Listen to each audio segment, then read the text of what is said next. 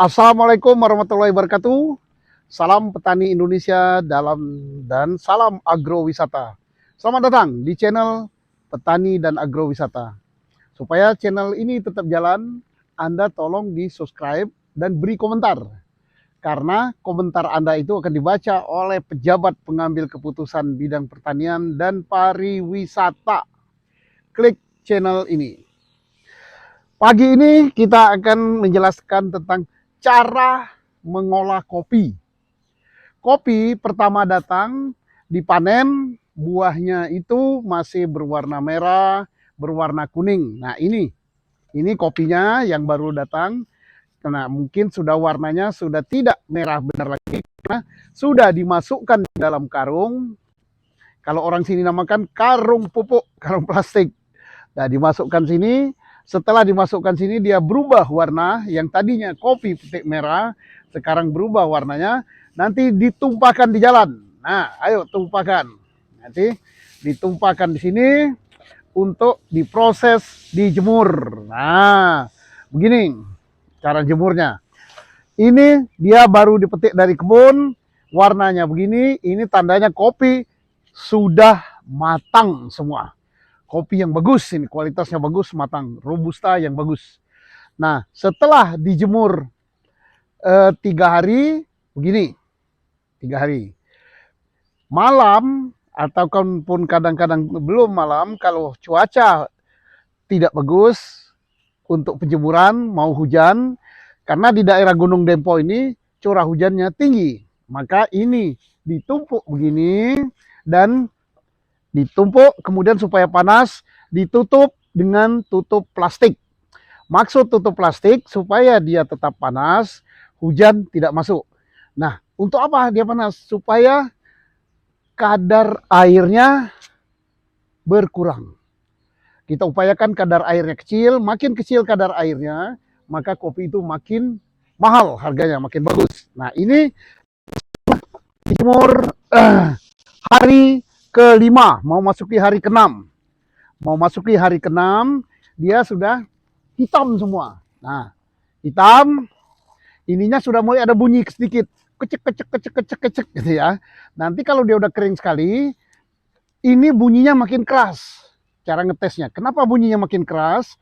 Karena biji kopi sudah tidak nempel dengan kulitnya. Dengan kulit kopi ini. Nah, kulitnya sudah tidak menyatu dengan kopinya. Maka bunyinya kalau diginikan, sudah bunyi. Nah, ini sehari 2 hari lagi cukup, baru masuk karung. Nah, setelah masuk karung, baru nanti sekarang itu kita untuk menumbuknya tidak lagi dibawa ke mesin penggilingan. Kalau dulu ada mesin penggilingan di sana. Kalau sekarang mesinnya yang datang. Kadang-kadang datang ke kebun ya, Bang ya. Mesin datang ke kebun. Nah, kalau sekarang datang ke sini, biasanya didatangkan ke sini, langsung digiling, terus beras kopinya yang keluar. Beras kopinya yang keluar dimasukkan. Nah, terus ininya untuk apa? Kulitnya. Kulitnya. Namanya kalau orang sini namakan dedak. Dedak kawu. Dedak kawu itu dedak kopi. Untuk apa? Pertama kegunaannya kalau musim akan tanam padi, itu uni atau pembibitan, nanti padi disemai begitu, bibit, ditutup dengan kulit ini. Supaya dia bagus. Nah, kalau ditutup dengan kulit dihamburkan. Yang kedua manfaatnya untuk kompos pupuk. Pupuk apa?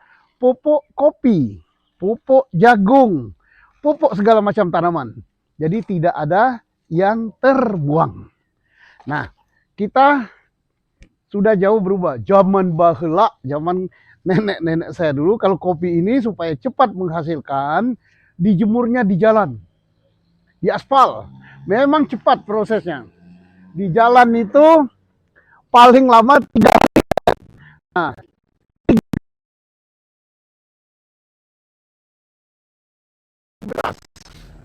sudah beras kopi. Tetapi ada tetapinya, kualitasnya tidak bagus. Biji kopinya, beras kopinya itu pecah-pecah, terluka. Ya biasalah karena di aspal dilindas sama mobil truk, dilindas sama bis gitu. Tapi 3 hari udah siap jual. Sekarang pemerintah daerah sudah melarang, tidak boleh kopi dijemur di jalan. Dan juga bahaya kalau di jalan, sepeda motor sekarang.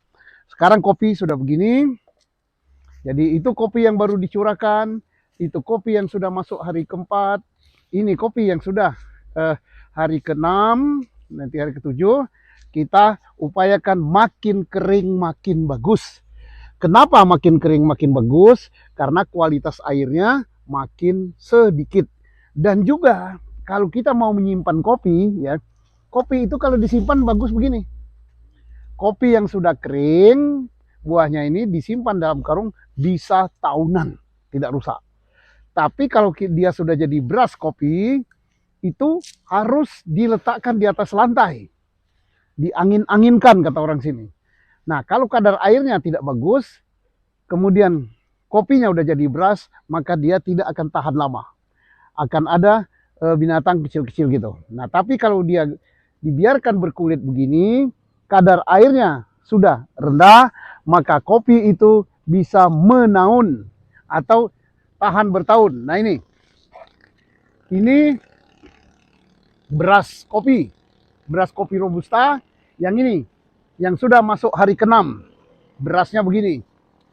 Nah, ini sudah bagus, tapi kita ingin mendapatkan kualitas yang terbaik, maka kita jemur lagi.